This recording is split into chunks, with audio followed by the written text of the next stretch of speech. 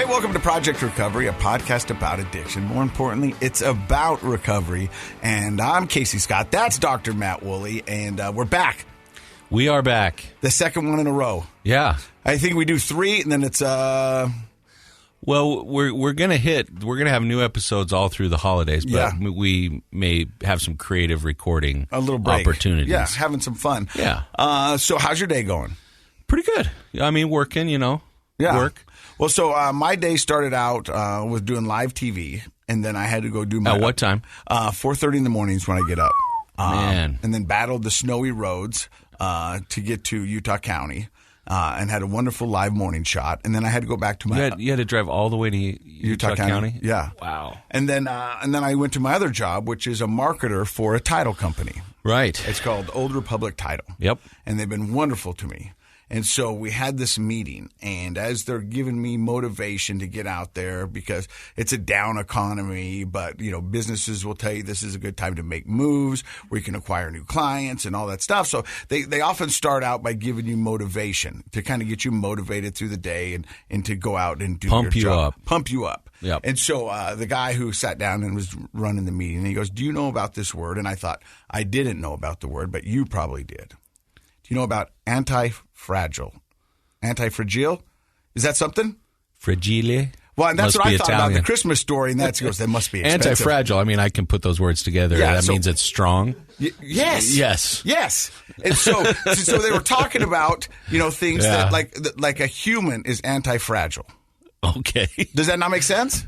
I'm with you. Okay, so we're resilient. We're strong. Yeah. So we're anti-fragile. It seems like we're making up words now, but go ahead. Well, I bought into it because after I heard him, it's a good idea. It was like I just watched a Rocky movie. I was ready to fight anybody who stood in front of me. I mean, he could have just said resilient. Resilient, but okay. Well, so he said anti-fragile. I like it. Sure. And then he went on to talk about how pressure is a privilege.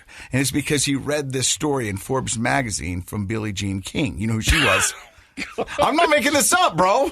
I don't know why you're laughing. It's like we got Forbes magazine, Billie Jean King, and life philosophy. I love it. Yes. Bring it on. But she's a famous tennis player. And she was talking about how pressure is a privilege. Sure. And what a responsibility and what an opportunity that was. And she went on to say that... like the pressure of her career. Having to compete against other people. Sure. And at one point, she's standing out there in the middle of Wimbledon, and she had some anxiety and some pressure going because this is what she'd been fighting for. This is what she'd been going for. Right. And so what an opportunity this was to prove to herself and to her family and to her friends and to her followers and even the naysayers, if you will. Sure. And then she goes on to say, life would be pretty good if there was no pressure because then there's no expectation. Mm-hmm. But when you really strip that down, how sad is that? Right. You know what I mean? And so that goes back to telling you that pressure is a privilege because you have people depending on you. You have things that you're shooting for and that you're going for. So to feel that pressure means that you're moving in the right direction. It's a privilege in what sense? That you've got yourself in a position where there is pressure on you to perform, to do the things that it means you have an opportunity to make something happen. Yes. Yeah. Okay. And then they go on to say, what's the use of a gift if you don't share it with others? You might just enjoy it yourself. Well, but I think the true use... Sorry, I'm being snarky. No, I know what you're saying. The true use of a gift is giving it to others. Yeah. And that goes back to kind of the recovery, is that somebody gave me the gift, and they picked up the phone, and they listened to me. A lot of somebody's, right? And they helped me. Yeah. And whether it was you, my family, my girlfriend, my ex-wife, my kids, there were so many people there that, were there and afforded me this gift. Yeah. And so that's what I want to do with this podcast is give this back to the community that's given me so much. Yeah. And I really love that. And then the last one that they had is pressure can break an egg, but don't forget it's the same thing that can form a diamond. So you got to figure out who you are and how you're going to handle pressure. Right. And that pressure is a privilege that you'll be able to grow from that. Because it brings me back to what you said early on in the podcast. Resistance promotes growth. Exactly right. Yep. I felt like I just gave a talk. You did. I feel like this is a good TED Talk. And when he was talking to me, I was buying. I would have. No, everything he said is true. I mean, except for the science on pressure creating diamonds, but we won't get into that. But it's a nice thought. It doesn't? Not really, no. That's not how diamonds are made. But I like the thought, and it's a nice analogy, and we all have bought into it, and so we'll just go with it. Well, you know what? With your attitude right now, you could be on Santa's naughty list. You're not playing well this morning. I know. I'm being a little snarky. But I am actually 100% on board with everything you're saying. And the truth is that you've had so what I was thinking when you said the pressure is a privilege, and then gifts are to be shared, and it's like, well, so does that mean like when you feel the pressure? Because right before we started the show today, you were talking about a golf tournament. We won't name the tournament, but that by the end of the tournament, because there was so much alcohol involved, everybody was just sloppy drunk, and, right? And there's pressure in your life all the time because you travel a lot, you're around alcohol often. You've chosen not to try to cut that out of your life in a social way, but personally it is cut out of your life. So the pressure when you feel that you're around alcohol and everything, does that feel like a privilege to keep giving back to the people that gave to you? Yes. To continue to be sober. 100%. Yeah. And to be honest, I didn't see a world that I could live in that I could cut it out of because of who I am and what I do. Like back in the day. Well, no, like right now, like where you say I cut out alcohol. I cut it out for myself because I can't handle it. You'd have to have a total career life change to do that, right? And that's not a life I want to live. Right. I want to do what I do and what I love, and I want to hang out with the people who I love and like. And some of them imbibe, some of them party, and some of them do those.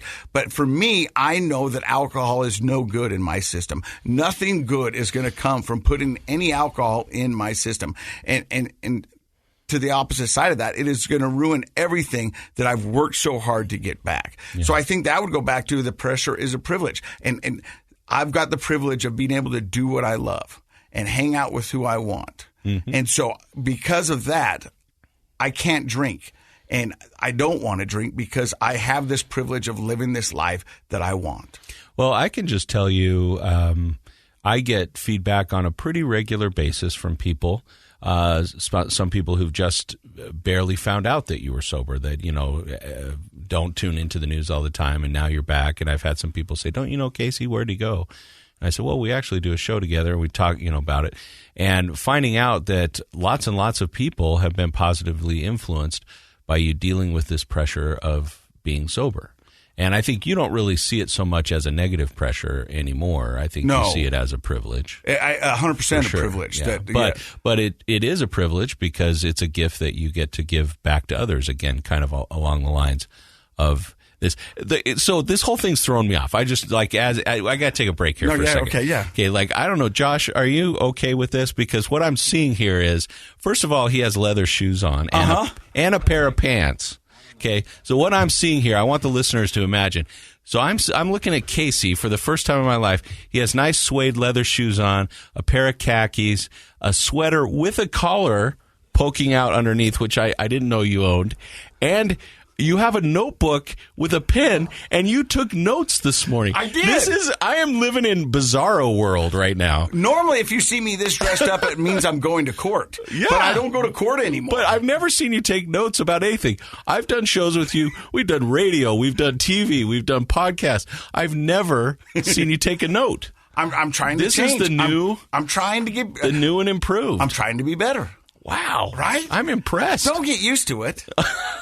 I didn't know you even had a sweater or a shirt with a collar. I am impressed. Thank you. You are. Now, you do have a hat with a hot dog on it. Yeah. And to be fair, this is a golf shirt underneath it. I knew it was, but I wasn't going to blow that for the listeners. It's okay. But you do have a golf hat with a hot dog on it. It's a glizzy. And whatever that is. I know we tried to talk about that ahead of time, but that's what the kids call a hot dog. So they'll be like, hey, let's go to the Costco and get a glizzy. Since you don't know what a glizzy is, I'm not sure you should say that. It's a hot dog. I'm pretty sure this is the glizzy hat. It could be a euphemism. I'm pretty sure it's just a hot dog. Okay. All right, cool. I'm going to have to look up that in the Urban Dictionary later, the glizzy. The answer you're going to get there will not be one you want. I can tell you that right now. Well, I hope it's a hot dog. It won't be. I'm glad you brought this up because yesterday I actually had a long conversation with somebody about that quote that I like, which you brought up, which is resistance promotes growth. Mm-hmm. And if you look at that on a universal global level, on every level of life, everything that grows has to go through some resistance. Everything, whether we're talking about plants or how babies are born, muscles, or how you get in healthy shape, how you produce anything, how you learn anything. We have to go through resistance in order to grow. And I was having this sort of philosophical conversation with this 20-something who was feeling really down about the trials and struggles that they're having in their life right now, which are many. But the reality is, if you see it as a privilege, if you're like, this is an opportunity for me to grow, it's usually almost never one we want. Yeah. Right? Like most of the time our struggles are put upon us or maybe are a result of our behavior, but they're not things we seek out typically. But they are opportunities to grow. And so I think that everybody should start their day with somebody kind of giving them a pump up speech to look good at your things that way. I can tell you that was positive for you. You took notes, so I'm impressed. And I don't know if I heard this in the Bible or from a Rocky movie, but I'm guessing the latter. But go ahead. Whatever doesn't kill you makes you stronger. I feel like that's a Rocky movie thing. Yeah, probably. Yeah. But boiling it down, that's what all this means. If it doesn't kill you, it's going to make you stronger on the other side. Whether it's addiction, whether it's financial, whether it's relationship, if you make it on the other side, you're going to be a better person for it. You can take all those challenges and grow from them. And I think a lot of it has to do with perception, and having conversations like this with people help shape our perception of things. So I think that's awesome. No, I'm glad you had that experience, and I'm glad that I'm seeing you, the new and improved Casey Scott, PhD. Glizzy, Professor Glizzy. I love it. Hey, well, we've got a great show for you today if you're still around, and hopefully you are. Her name I think that was one of our best intros. I liked it. But wait till you meet Sequan. Sequan, do you feel like in your life you've had a lot of pressure, a lot of resistance, a lot of ups, downs, and growth on the other end? Absolutely. And we can't wait to hear your story. You're listening to Project Recovery. Hey, welcome back to Project Recovery. I'm Casey Scott. That's Dr. Matt Woolley. Our guest today is Sequan. Did I get it right that time? Yes. Sequan Kolibas. Yes. And where does the story of Sequan Kolibas begin? Oh, it all started as a fetus. Yeah. You're taking us way back. Yes. So, born in the 80s. Yeah. Born addicted to PCP. You were born addicted. Okay. So party started right from the beginning. Your mom was a PCP user. Yes. And so you're born and addicted to that. Yes. And so I don't even know how that works. I mean, I know how that works, but so when you're in the hospital, they have to detox you from it, or what happens? She had me at home. Oh. With a midwife. Okay. And she was actually, she was on mushrooms the day she had me. Mm-hmm. She did coke the first 3 months she was breastfeeding me. So it's just... So your system was flooded with substances from the get-go. Mm-hmm. Do you know if you were born underweight? Did you need any extra? Oh, no. No? Okay. Because sometimes that can create like an early delivery, an underweight baby. Yeah. But no, I was 8 pounds, 10 ounces, I think. That's a good-sized baby. Yeah. So I got to ask you, how do you know like that your mom was doing cocaine the first 3 months of your life and she was on mushrooms? Like when you find out this information, did she say it to you in a bragging way, or does that make sense? Because I wonder how you get that kind of information. Right. Funny story. Yeah. I was 15 and my parents had their bedroom in the downstairs part of the house. And I was going downstairs. I was going to borrow my mom's Walkman, like CD player Walkman, because I was going to go work out. Uh-huh. So I go down, and I didn't know she was in her room. And I just walked in her bedroom. And when I walked in, she was just coming up from doing a line. And I was like, whoa. I knew my mom partied. We talked about it. I didn't know she partied like that. Yeah. But at 15, did you know what cocaine was and snorting cocaine and all that? Yeah. Yeah. You watch TV. You knew. Yeah, this time, so she started doing meth when I was 3, and was her thing. So that's what she was doing. So I walked in, I was like, oh, that's okay. It kind of bothered me because, I mean, hello, you see your parents doing a line, you're like, whoa. Yeah, I mean, that's... And then she turned around, she saw me, she goes, oh my gosh, I never wanted my kids to see me doing that. But now that the secret's out of now that the secret's out, yeah, I'm just going to tell you everything. So she sat you down. Yeah. I smoked angel dust every day when I was pregnant with you. That's why you're so smart. That was her interpretation, huh? Yeah. So she gave you a history and a schooling of all the drugs she was currently taking. Mm-hmm. So do you remember the first time you tried a substance? Mm-hmm. When? First time I ever tried to smoke weed when I was 13 with my older brother. Did acid in junior high with some friends. But then the first time I ever did meth was off of her stash, and it was after I saw her doing it. I was like, I think I might want to try that, see what the big deal is. And was it a big deal? So you were 15 at Yeah. the time. Mm-hmm. Yeah. And I would just go down there and like steal little like pinches out of her stash and go on that workout bike like a maniac. Wow. So do you feel like, I'm just kind of back to the neurodevelopment part, like your mom said you're really smart. Mm-hmm. Do you feel like there were any negative effects? Because it's funny how neurodevelopment happens. Sometimes little things can create big changes in a fetus and an infant, and sometimes not. So any learning disabilities, problems like that growing up that you... Do you feel like you were a smart child? Yeah, I was always in the gifted classes. Okay. So, I mean, I hate to say that she was right, but emotionally... Well, let me just throw a little wrench in that statistic. Okay, please Not do. really. I'm just going to say there were a lot of other kids in the gifted classes whose parents didn't use angel dust. So I'm just saying it probably wasn't that. Yeah. So you were probably very bright naturally and were in the gifted class despite the fact that your mom used angel dust. I'm just saying. Yeah. Oh, no. Stats wise, that's the angle I would take. Yeah. So you should own it. It wasn't Mom's angel dust. It was all you. So you smoked weed with your brother when you were 13. Tried You tried to. What does that mean? You said that twice. Bill Clinton. I didn't inhale. Yeah. Okay.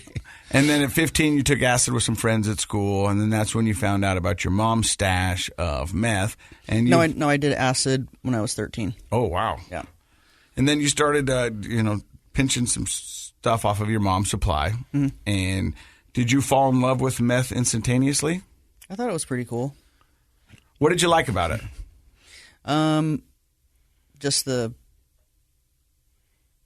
bzzz feeling. You like the buzz. Mm-hmm. So the other two drugs that you tried, the not inhaling the weed and the acid, those are going to be sort of trippy and mellow and psychedelic perhaps for a kid. It doesn't seem like you gravitated that way. You went more. I liked those. Oh, you like those too. Oh, okay. Because eventually I did start inhaling. Okay. But sometimes people they kind of find their DOC based on experimenting, and something will really hook them. Mm-hmm. So for you, was it sort of polysubstance abuse, anything goes, or did you really like the meth? I liked the psychedelics, and when I think I first did ecstasy, I was 16 or 17. That was my jam for like 2 or 3 years. Getting into the rave scene, and So I need to paint a picture for people at home who are just listening. Some people watch us on YouTube, some watch us through Facebook and stuff like that. But you're a beautiful lady, but you've got a fluorescent green mohawk, a nice tattoo over your chest. You some vibrant colored glasses. Did you always kind of go down that lane in junior high and high school? Yes. And so that was kind of, who were your people in high school? The punks, the punk rockers, 7th grade was more of like the Deadhead, stoner crowd. Mm-hmm. And then Thus the acid. yeah. Found the Minor Threat, Black Flag, Misfit crowd. Yeah. Yeah, the goths, gothic industrials. And then you started getting into raves and stuff like that. While you're, partying in your early years, let's just say 15 to 18, still going to school, still living at home?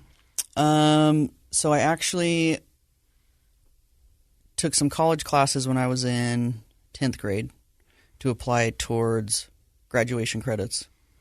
So I did that for a couple years, and my mom signed me out my senior year because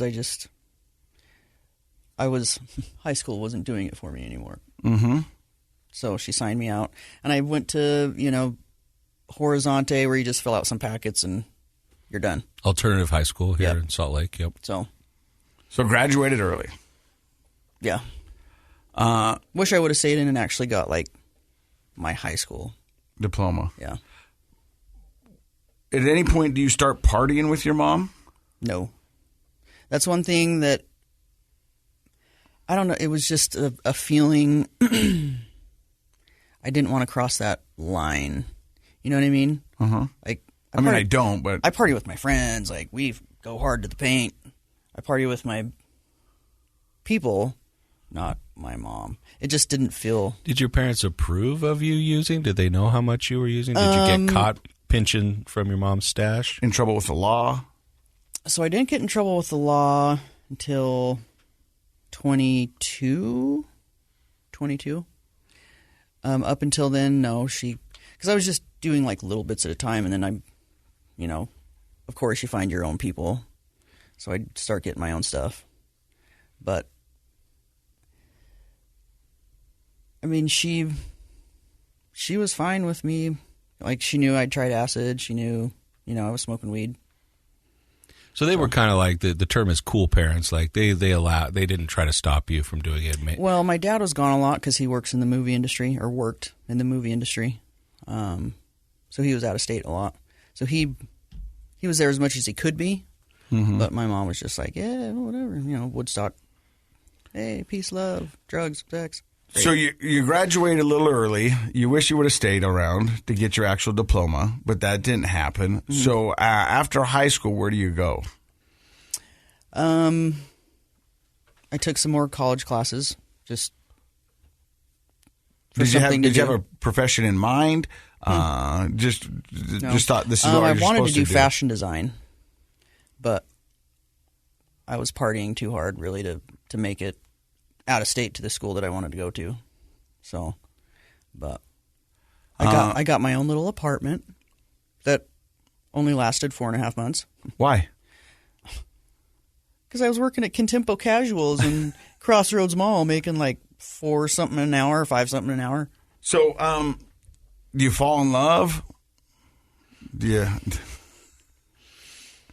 I thought I met the man of my dreams when I was 17. Uh-huh.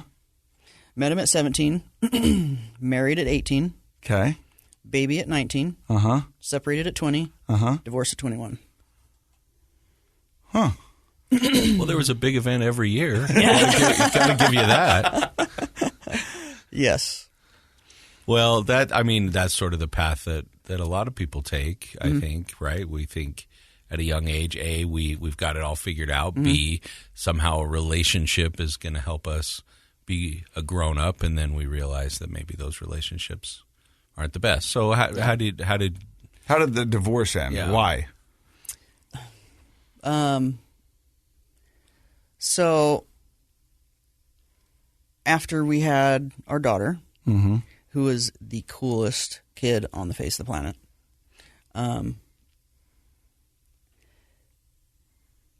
there was no physical relationship between he and I anymore. And, I wanted to work it out, new mom, new wife, barely 19 years old. This is kind of what I'm planning on doing with the rest of my life, Mm-hmm. And he sits down with me and he's like, well, Sequan, it's after you had the baby, I just completely lost all my attraction to you. I think that's the root of all of our problems. Wow. okay, well, I should be the most beautiful woman on the face of the planet to you now, but I guess watching that come out just ruined it for you. And that sounds like you didn't take it too well. No. I moved back in with Mom and started getting high again. And Can I ask you, I mean, it's a pretty personal question, I guess, but, you know, your mom used during her pregnancy with you, and she admitted to that. Did you use during your pregnancy? So I vowed, when I found out I was pregnant, I vowed I would never have the type of relationship with my daughter that I had with my mom. Because it was very toxic. So just to give you an overview of how my teenage years went. 12 years old. The DARE program. Do you remember that? Mm-hmm. Yeah, the DARE program. So I come home from school. I'm in 6th grade. Okay, Mom, they're having this contest. Whoever makes the best DARE poster gets a free DARE t-shirt. Will you help me make a DARE poster? Absolutely not. Well, why not? Because the DARE program is the government's way to brainwashing our children. You need to try every drug at least once and see which one's going to be yours. I hope it's not heroin, but if it is, take the pill form, don't shoot it. So your mom had a different kind of drug education in mind for you. Yeah. Hers was DARE also. Its drugs are really expensive. Yeah. Dare to try drugs apparently was. So how did that affect a little 12-year-old person who was so excited about the poster, and then all of a sudden you meet with the opposite message? You're giving me permission to go out and... Oh, it was on and cracking. It was on and cracking. And we're going to find out what that means in just a few seconds. You're listening to Sequan's story right here on Project Recovery. So you're divorced, you're back living with your mom. Mm-hmm. And you say you're back doing drugs. Mm-hmm. What does that look like? Well, having to get a full-time job and just dealing with the pain of everything. Mm-hmm. Started doing meth again. Because as soon as I found out I was pregnant, I stopped everything. Right. And I was doing everything. Acid, mushrooms, ecstasy, meth, coke, everything. Mm-hmm. As soon as I found out I was pregnant, cold turkey. And then your husband drops a bombshell on you. You move back with Mom, and you got to get a full-time job. You're living with your mom. You're now a mother, and a lot of pressure. A lot of work. Yeah. So you go to the tried and true, what you've known to work in the past, and that is meth. Unfortunately, a lot of moms feel the same way and use that as their answer. And it works until it doesn't work. When does it stop working for you? Very quickly. I discovered crack for a little while. Mm-hmm. And that took me down a dark, dark road I never thought I'd go down. What do you mean? Well, I just never thought I would do the things, that I ended up doing. Mm-hmm. A legal secretary by day, but turning tricks out of some dude's house for a couple hits of crack at night. Not good. No. And so that takes you down that dark road. At the whole time, who's watching your daughter? I am. And that's got to be pressure. I mean, looking at in a mirror and then looking at your daughter, and I mean you don't have to be a therapist, but that's got to do some stuff to your brain. Yes. Yep. So when does it come to a point where you're like, hey, I think I need some help? Well, there were many times I thought I needed help. Went to prison. I've done the whole... How long did you do in prison? A year. Almost a year. Getting arrested, my criminal background, my rap sheet now is like pages longer than I actually thought it was. When I went to go get it expunged, she comes out with this file, an inch thick. I'm like, ooh, really? I don't even remember half of it, but I'm sure I did it. Yeah. But 10 years ago, going on 10 years ago, the choices that I made in my addiction led me to becoming HIV positive. Okay. Which was a great reason to stay in the needle, you know. Stayed in a toxic relationship because of it. The person who gave it to me, I stayed with him just because I thought, well, now my life's over. No one else is going to want me. So stayed in that until I just couldn't anymore. You got sick and tired of being sick and tired. Very. So. What was that like, learning that you had HIV? Earth crushing. You know, because of the stigma that is still surrounding HIV. I'm tainted. I'm, less than. I'm dirty. I just hated myself, ashamed of myself. I didn't tell my family for the first 5 years. So I was just like, oh, it's going to be the death of them. And how do I tell them? So now you're afflicted with two things that are heavily stigmatized. And your only way to see through it is just to stay in the situation you're in. But that's killing you. Literally. How do you manage HIV? So I am on medications which make me undetectable. And if you are undetectable, it is not possible for you to transmit the virus. So undetectable equals untransmittable. Okay. And I've heard that from a lot of people, and you feel that's working for you in your life right now? Absolutely. Well, good. That's awesome. Yeah. But I met someone who, we went out on 2 dates. So after I left the toxic guy, I met this guy, and we went out on 2 dates, and I was like, oh, man, just the fear of rejection. I got to tell him. Yeah. I can't even imagine what that self-conversation is like. Oh, wow.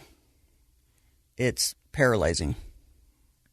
Because, we all have a fear of being rejected anyway, somewhere, on some level. We want to be accepted.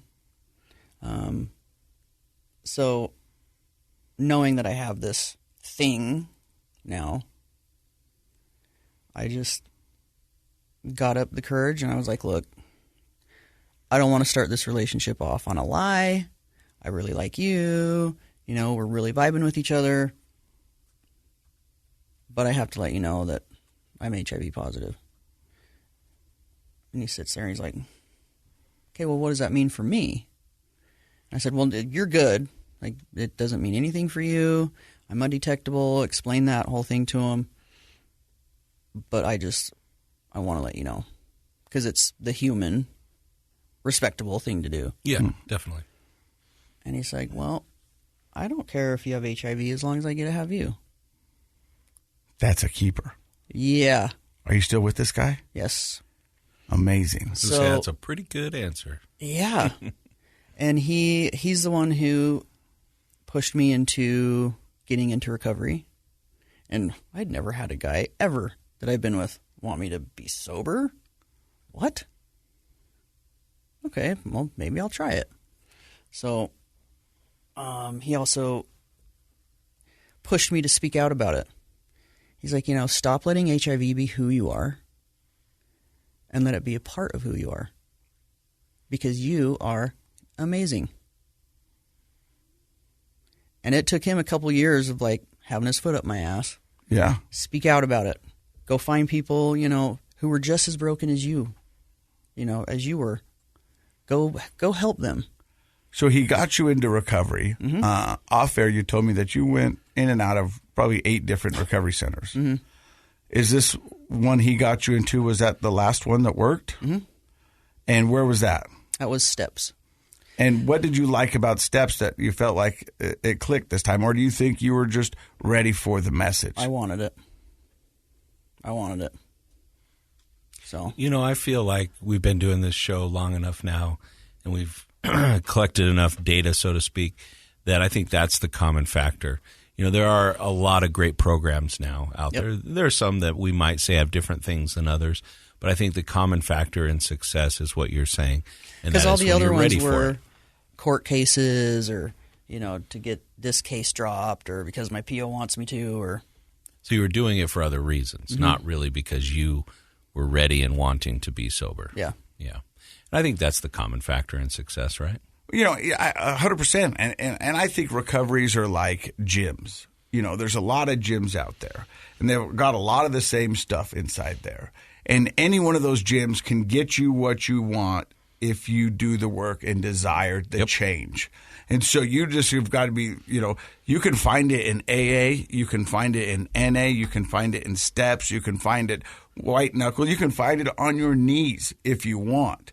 But you have got to be able to put the work in and say, this is what I want for me. I want it for me because I deserve it. Not any other reason than that. Right. I want it for me because I deserve it. And sometimes that's the hardest hump to get over, is because I deserve it. Because you have found yourself down dark roads. You have found yourself in situations that you never thought you would be. But here you are, and you've got to live in it. And so sometimes you don't think you deserve it. I only speak for me from experiences. Like, well, I don't think I deserve it. I have wasted everything that's been given to me. Why do I deserve a second chance? And once you decide you do, and you're willing to fight for it, the world's unstoppable. Mm-hmm. But you kind of mentioned, you didn't use this term like self-worth, but I got the sense from what you're saying that at that point, you've learned that you're HIV positive. You've, had a failed marriage, you're struggling with an addiction. I assume that your self-worth was pretty low at that moment. But then you meet this person. Was there something about the relationship with your guy that helped you find self-worth? I assume that, I don't want to put words in your mouth, but I assume that you found some self-worth that got you to that point where you're like, I want this for me. Well, it was actually getting into recovery. Well, I'd never had anybody want to do recovery with me. And I was like, wow, he sees something in me that I don't. Well, you said something interesting. You said, I've never been with a guy that wanted me to be sober. Mm-hmm. And I'm going to peel that back a little bit, and you correct me if I'm wrong. That's sort of like saying, oh, wait a second. There's a guy that really just wants me to be me. Mm-hmm, exactly. And that seems like that was a new and maybe exciting / scary experience to have somebody want to know you for you. Yep. But it was in recovery that I finally accepted my status and stopped letting the diagnosis define me. And that's actually when I found my purpose, because every other time it was just going day to day, floating, not really having any future plans or goals. And I've been in recovery for 3.5 years. I have founded a nonprofit. I do mobile HIV and hepatitis C testing. I get people treated for free, harm reduction navigator, peer support specialist, HIV patient navigator for the University of Utah, and HIV advocate. So that is amazing. Look at all that proving my point that people who are in recovery do some of the greatest work in our community. That is wonderful. And what I love is that it's a theme that it's constant in a lot of recovery, is making your mess your message. Mm-hmm. And your message is out there helping those that where you were and get to where you are. Yep. 95% of my clientele are still actively using. We are in a hepatitis C epidemic right now that is not being talked about. Another epidemic. Mm-hmm. There's a lot of them. Yep. Yeah. But it's not talked about because it's druggies. Exactly. So I am the voice for the voiceless. Just because I'm using doesn't mean I don't deserve equal access to health care. The harm reduction component, which I hope is growing in legitimacy in our communities, Mm-hmm. that we understand that it's not all about either being in active addiction or sober, but there's a lot of space in between. And Mm-hmm. as people kind of grow and change and develop self-worth and develop a desire to change, like, we need to support them through that. Mm-hmm. And so harm reduction makes a lot more sense than just like, hey, if you're using, you don't get any access to help. Yeah. Which doesn't make any sense at all, personally, I don't think. But we find a lot of that. in this state. Yeah, but I think it's changing. Do you? I mean, you're on the front lines of this. But the road to recovery is a road, and sometimes it's a long road, and it's going to take you a while to get there. A lot of people think in addiction is so cut and dry. Either you're using or you're not using, and that's how the normies, if you will, see addiction. Yeah. Either they're inactive addiction or they're not, and there's nothing in between. But there's a ton of in between for those in addiction and getting to where they are. I mean, it took you in and out of 8 different recoveries until you found the one and were ready to hear the message and get fit. Mm-hmm. And so I think that's amazing. If people want to find out more information about the services you provide or any more information, or whether they just want to bend your ear and talk to you a little bit more, can they find you somewhere? Absolutely. So the name of the nonprofit is Hope on Tap, because we don't serve beer on tap. We serve hope on tap. Oh, yeah. And tap is with 2 T's and 2 P's. And it's testing, treatment, and peer-led prevention. Oh, I like it. So Hope on Tap, TTAPP. How does that work? Can they find Facebook, where you're going? HopeOnTap.com. Okay. And do you have like a mobile center that goes around? Yeah, I come to you wherever you need me to. Oh, great. You know, we've been doing this podcast for 4 years, and every time I sit down, sometimes I wonder, are we going to hear that story again or this story again? Mm-hmm. And they're all wonderful stories, and they're all a little bit different. But your story today is a unique one, a great one to share, and one that's going to save and help so many others. So, Sequan, thank you very much for stopping by and sharing your story. You're very welcome. Thank you for having amazing, me. and I'm proud to call you a friend, and I'm impressed with all the wonderful things you're doing. Thank you. Pretty amazing. Very amazing. In fact, you're the first person that's come on our show and talked about HIV or any, transmitted diseases that are part of the community of drug abuse and addiction. And I appreciate you being willing to do that. That's part of, helping people get healthy that we don't talk a lot about. And I don't think we've even really had the opportunity with all the guests that we've had to talk to somebody about that. So I really appreciate that. And I love the idea of access. I work in healthcare, and access is one of the biggest roadblocks in mental health is access. Yep. And the fact that you have a mobile group that can come around and do testing and help people find resources, I mean, that's fantastic. I wish you all the best. Well, thank you. Have a wonderful day. Thank you for stopping by and sharing your story. I will. Thank you for having me. And we want to say thank you for stopping by and listening to another episode of Project Recovery. And in case you forgot, Project Recovery is what? It's a KSL podcast. So you're saying pressure doesn't make diamonds? I'm saying let's all buy into that. Yes, Okay. It does. Okay.